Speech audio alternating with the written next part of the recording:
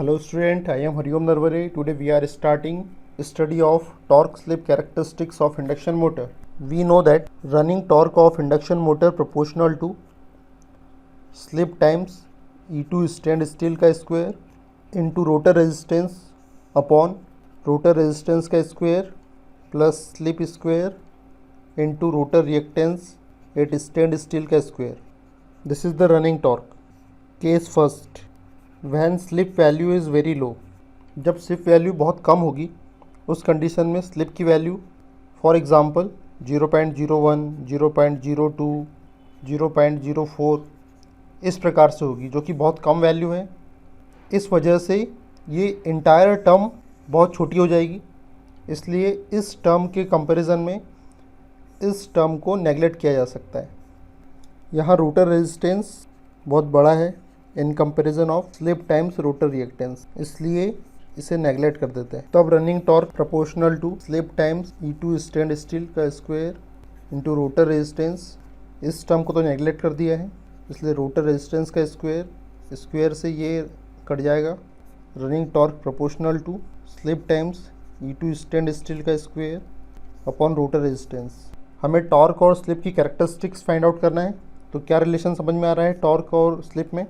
Running torque proportional to slip. तो एक relation आप याद रखिए कि जब स्लिप की वैल्यू बहुत छोटी होती है, स्मॉल होती है या लो होती है, उस कंपैरिजन में रनिंग टॉर्क स्लिप के प्रोपोर्शनल होता है। इसे स्टेबल रीजन भी कहा जा सकता है। केस सेकेंड ऑब्जर्व करते हैं, when slip value is higher, जब स्लिप की वैल्यू ज़्यादा होगी उस कंडीशन में ये टर्म ज़्यादा हो जाएगी इस कंपैरिजन ऑफ रोटर रेजिस्टेंस, क्योंकि रोटर रेजिस्टेंस जो होता है वो बहुत कम होता है in comparison of rotor reactance. जब स्लिप की वैल्यू ज़्यादा होगी तब इसकी value slip times rotor reactance की वैल्यू बहुत ज़्यादा हो जाएगी इन कंपैरिजन ऑफ रोटर रेजिस्टेंस, इसलिए यहाँ पर रोटर रेजिस्टेंस को नेगलेक्ट कर देंगे। चलो नेगलेक्ट करते हैं। Running torque proportional to slip times E2 stand still का square into rotor resistance. Rotor resistance को जब नेगलेक्ट करेंगे तो यहाँ आ जाएगा slip square rotor reactance at stand still का स्क्वायर। इस स्लिप से ये स्लिप कट जाएगी।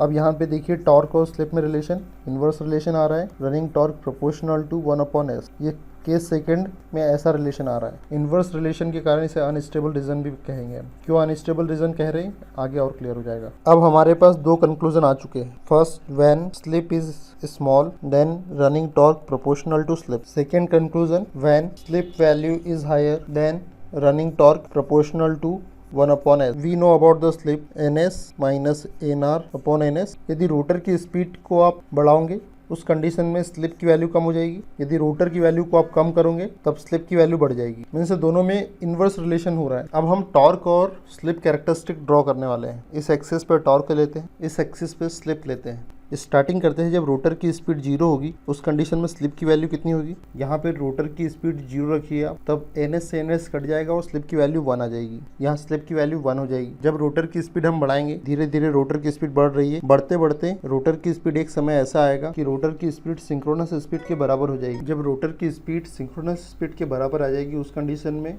स्लिप ns माइनस ns 0 हो जाएगा, स्लिप भी 0 हो जाएगी। स्लिप इस डायरेक्शन में बढ़ रही है, देखिए अब यहाँ 0 है और यहाँ 1 हो रही है, मीन्स इस डायरेक्शन में स्लिप बढ़ रही है।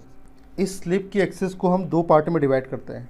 ये मानकर चलते हैं ये स्मॉल स्लिप का रीज़न है और ये हाई स्लिप का रीज़न। केस फर्स्ट से स्टार्ट करते हैं। पहला केस यही है हमारा, जब स्लिप स्मॉल हो तब running torque proportional to slip होता है। वैसे वैसे रनिंग टॉर्क भी बढ़ेगा, लीनियर रिलेशन रहेगा दोनों में।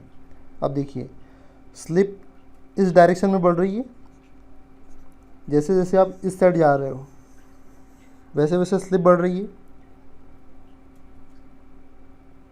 और जब स्लिप बढ़ रही है तो टॉर्क भी बढ़ रहा है, तो यहाँ ये रिलेशन बहुत सही होगा।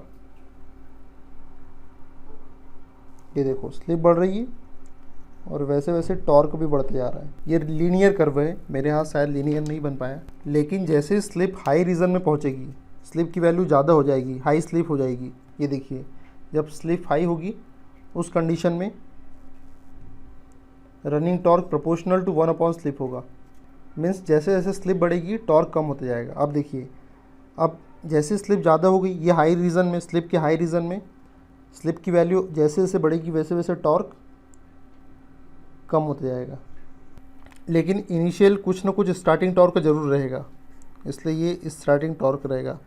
ये रोटर की स्पीड 0 है। जब रोटर की स्पीड 0 है उस कंडीशन में जो टॉर्क स्टार्ट होगा फर्स्ट टाइम वो स्टार्टिंग टॉर्क होगा, इसलिए ये हमारा स्टार्टिंग टॉर्क है। ऐसी है टॉर्क स्लिप कैरेक्टरिस्टिक्स। ये स्मॉल स्लिप का रीज़न है, ये हाई स्लिप का रीज़न है। स्मॉल स्लिप के रीज़न में running torque proportional to s, high slip के रीज़न में running torque proportional to 1/s। ये मैक्सिमम टॉर्क है, ये मैक्सिमम टॉर्क की लोकेशन है और slip corresponding to maximum torque को एसएम से इंडिकेट करेंगे हम। एसएम की वैल्यू कितनी होती है? Rotor resistance upon rotor reactance के इक्वल होती है। ये हम देख चुके हैं रनिंग टॉर्क की कंडीशन में। जैसे जैसे रोटर रेजिस्टेंस बढ़ेगा ये लोकेशन भी चेंज होती जाएगी। मैक्सिमम टॉर्क की कंडीशन में स्लिप की पोजीशन भी चेंज होती जाएगी। यह स्टेबल रीजन कहलाएगा और यह अनस्टेबल रीजन कहलाएगा। यह रीजन स्टेबल रीजन कहलाता है। इसका सबसे बड़ा कारण है, आप यहाँ देखिए रोटर की स्पीड इस डायरेक्शन में कम हो रही है और रोटर की स्पीड कब कम होती है? जब लोड बढ़ जाए। लोड बढ़ गया इसलिए स्पीड कम हो गई। तो जैसे जैसे लोड बढ़ रहा है, इस डायरेक्शन में लोड बढ़ रहा है, वैसे वैसे टॉर्क भी बढ़ना चाहिए उस लोड को रोटेट करने के लिए। तो इस स्टेबल रीजन में देखिए आप, इस डायरेक्शन में लोड बढ़ रहा है और ऊपर की डायरेक्शन में इस स्टेबल रीजन में टॉर्क भी बढ़ रहा है। तो ऐसे ही तो होना चाहिए, यदि लोड बढ़े तो टॉर्क भी बढ़ना चाहिए। लेकिन इस अनस्टेबल रीजन में देखो क्या हो रहा है, इस डायरेक्शन में लोड बढ़ रहा है लेकिन टॉर्क कम हो रहा है। ये तो प्रैक्टिकल सिचुएशन है ही नहीं, ऐसा तो होना ही नहीं चाहिए। इसलिए इस रीजन को स्टेबल रीजन कहा गया है और इस रीजन को अनस्टेबल रीजन कहा गया है। इस कैरेक्टरिस्टिक से कंक्लूजन निकलता है कि number 1, in a low slip region, ये है low slip region, shape of characteristics is linear and in the high slip region, in the high slip region shape of the characteristics is rectangular hyperbola की तरह इसका shape. Second conclusion ये निकलता है। Second conclusion से पहले यहाँ ये देखिए, नो लोड टॉर्क इतना होता है जो कि स्टार्टिंग टॉर्क से भी थोड़ा सा कम होता है। ये यहाँ पे इस पर्टिकुलर लोकेशन पर नो लोड की कंडीशन में torque, no load. Half load का टॉर्क यहाँ कहीं होता है, ये फुल लोड का आधा टॉर्क प्रोड्यूस होता है यहाँ पे हाफ लोड की कंडीशन। और full load torque maximum torque से कुछ कम होता है यहाँ पे कि ये फुल लोड टॉर्क होता है। आप देखिए यहाँ पे नो लोड और फुल लोड में बहुत स्मॉल वेरिएशन हुआ है, बहुत ज़्यादा वेरिएशन नहीं हुआ है स्पीड में, बहुत कम वेरिएशन हुआ है। इसलिए सेकंड कंक्लूजन निकलता है, the variation in speed from no load to full load is less, thereby induction motor also called constant speed motor. इस टॉर्क स्लिप कैरेक्टरिस्टिक्स की हेल्प से हम इंडक्शन मोटर के टॉर्क का एनालिसिस करेंगे। First analysis करते हैं।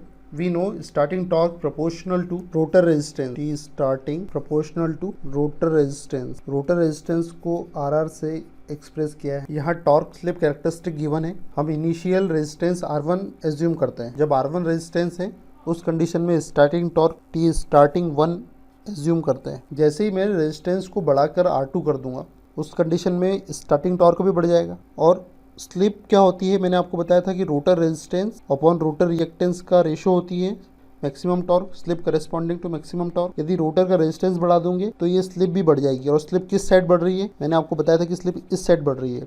जैसे ही रोटर का रेजिस्टेंस बढ़ा के R2 कर दूंगा उस कंडीशन में एज्यूम करता हूँ कि मेरी स्लिप की नेक्स्ट पोजिशन SM2 यहाँ आ जाएगी। पहली कंडीशन को SM1 एज्यूम करता हूँ, तब मैक्सिमम टॉर्क इस स्लिप के ऊपर आएगा। रोटर के रेजिस्टेंस को और बढ़ाते हैं, R3 कर लेते हैं, थोड़ी वैल्यू और बढ़ा दी, उस कंडीशन में स्टार्टिंग टॉर्क और बढ़ जाएगा। मान लेते हैं कि इतना बढ़ गया।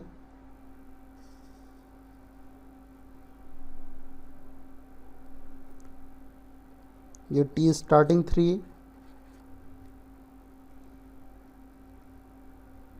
जब रोटर का रेजिस्टेंस बढ़ जाएगा तो slip corresponding to maximum torque और बढ़ जाएगा, क्योंकि आरआर की वैल्यू और बढ़ गई। तब नई पोजीशन यहाँ की यहाँ जाएगी SM3। इस कैरेक्टरिस्टिक को ऑब्जर्व करने से हमने पाया कि जैसे जैसे रेजिस्टेंस बढ़ रहा है स्टार्टिंग टॉर्क बढ़ रहा है, साथ में रेजिस्टेंस बढ़ने से स्लिप की वैल्यू भी बढ़ रही है करस्पॉन्डिंग टू मैक्सिमम टॉर्क। मैंने आपको बताया था कि ये जो रीजन होता है ये स्टेबल रीजन होता है और ये जो रिमेनिंग रीजन रहता है ये अनस्टेबल रीजन होता है। ऐसा क्यों होता है मैं आपको बता चुका हूँ। जैसे जैसे लोड बढ़ता है वैसे वैसे टॉर्क भी बढ़ना चाहिए। जैसे कि यहाँ हो रहा है, ये देखो टॉर्क बढ़ रहा है, लोड बढ़ने के साथ में, क्योंकि यहाँ पे रोटर स्पीड 0 होती है, यहाँ रोटर स्पीड ns के इक्वल होती है। लोड लगाने के कारण स्पीड कम हो रही है, तो लोड इस साइड बढ़ रहा है तो टॉर्क भी बढ़ रहा है, लेकिन अनस्टेबल रीजन में अपोजिट हो रहा है। आप ध्यान से देखिए, जब रेजिस्टेंस R1 था तो स्टेबल रीजन केवल इतना बड़ा था, लेकिन जैसे ही रेजिस्टेंस की वैल्यू R2 हुई, स्टेबल रीजन की लेंथ बढ़ गई। देखो इतना बड़ा स्टेबल रीजन हो गया। जब रेजिस्टेंस की वैल्यू R3 हुई तब स्टेबल रीजन और बड़ा हो गया। मीन्स रेजिस्टेंस की वैल्यू बढ़ने से स्टेबल रीजन भी बढ़ जाता है। और डिसएडवांटेज क्या है रेजिस्टेंस के? लॉसेस होंगे मशीन में। अदरवाइज ये स्टार्टिंग टॉर्क भी बढ़ा देता है, ये रेजिस्टेंस रनिंग टॉर्क भी बढ़ा देता है और स्टेबल रीजन भी बढ़ा देता है।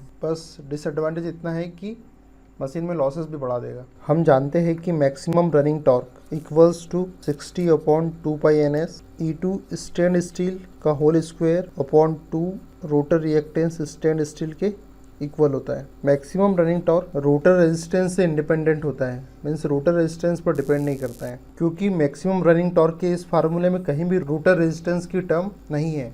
इसलिए रोटर रेजिस्टेंस की किसी भी वैल्यू के लिए मैक्सिमम टॉर्क चेंज नहीं होगा, वो जितना है उतना ही रहेगा। देखिए, जब रोटर का रेजिस्टेंस R1 था उस कंडीशन में मैक्सिमम टॉर्क की वैल्यू इतनी है। जब रोटर का रेजिस्टेंस R2 हो गया उस कंडीशन में भी मैक्सिमम टॉर्क उतना ही है। जब रोटर का रेजिस्टेंस चेंज होकर R3 हो गया उस कंडीशन में भी मैक्सिमम टॉर्क उतना ही है। बस स्टार्टिंग टॉर्क बढ़ जा रहा है, क्योंकि स्टार्टिंग टॉर्क प्रोपोर्शनल होता है रोटर रेजिस्टेंस के। But maximum torque rotor resistance से इंडिपेंडेंट है, इसलिए रोटर रेजिस्टेंस की किसी भी वैल्यू के लिए मैक्सिमम टॉर्क जितने का उतना ही है, चेंज नहीं हो रहा है। यहाँ देखिए आप, स्टार्टिंग टॉर्क रोटर रिएक्टेंस के इन्वर्सली प्रोपोर्शनल होता है। मीन्स यदि आप रोटर का रिएक्टेंस बढ़ाओगे तो स्टार्टिंग टॉर्क कम हो जाएगा, यदि रोटर रिएक्टेंस को कम करोगे तो स्टार्टिंग टॉर्क बढ़ जाएगा। मैक्सिमम टॉर्क भी डिपेंडेंट होता है रोटर रिएक्टेंस की। यदि रोटर रिएक्टेंस आप बढ़ाओगे तो मैक्सिमम टॉर्क में कमी आ जाएगी, रोटर रिएक्टेंस में कमी करोगे तो मैक्सिमम टॉर्क बढ़ जाएगा। यहाँ रनिंग टॉर्क देखिए, रनिंग टॉर्क भी रोटर रिएक्टेंस पर डिपेंडेंट है। रनिंग कंडीशन में मैक्सिमम टॉर्क हो चाहे स्टार्टिंग कंडीशन में रनिंग टॉर्क, दोनों ही रोटर रिएक्टेंस पर डिपेंडेंट। सेकंड कंक्लूजन निकलता है, starting torque of rotor inversely proportional to square of rotor reactance, T starting proportional to 1 rotor reactance stand still का स्क्वायर। इनिशियल कंडीशन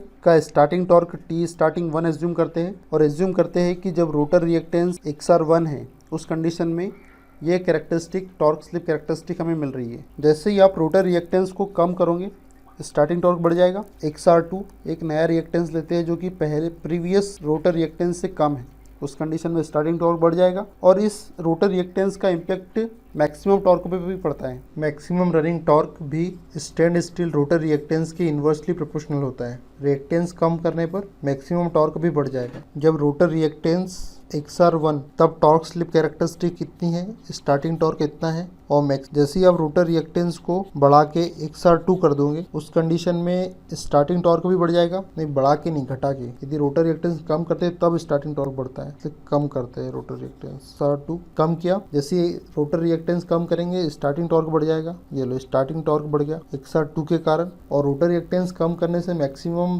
टॉर्क भी बढ़ जाएगा। और जो स्लिप की वैल्यू है इस पे क्या इम्पैक्ट पड़ेगा, slip corresponding to maximum torque. यदि रिएक्टेंस कम करेंगे तो स्लिप की वैल्यू बढ़ जाएगी। और स्लिप किस साइड से किस साइड बढ़ती है, यहाँ स्लिप 1 होती है, यहाँ स्लिप 0 होती है, स्लिप इस साइड बढ़ती है। तो रोटर रिएक्टेंस कम करेंगे तो slip corresponding to maximum torque बढ़ जाएगी, इसलिए इसके इस साइड मिलेगी कहीं ना कहीं ये मैक्सिमम टॉर्क। पहले टी मैक्सिमम 1 मिल रहा था, अब मैक्सिमम टॉर्क टी मैक्सिमम 2 मिलेगा, कुछ ज़्यादा वैल्यू मिलेगी, टी मैक्सिमम 2। स्लिप SM2 यहाँ कहीं आ रही है क्योंकि रोटर रिएक्टेंस कम हो गया इसलिए स्लिप बढ़ गई, SM1 से SM2 हो गई। यदि रोटर रिएक्टेंस और बढ़ा देंगे, रोटर रिएक्टेंस यदि और कम कर देंगे उस कंडीशन में स्टार्टिंग टॉर्क और बढ़ जाएगा और मैक्सिमम टॉर्क भी बढ़ जाएगा। रिएक्टेंस कम करेंगे तो स्लिप और बढ़ जाएगी, और कम कर दिया रोटर रिएक्टेंस। थर्ड पोजीशन पे यहाँ ये टी मैक्सिमम 3 और टी स्टार्टिंग 3।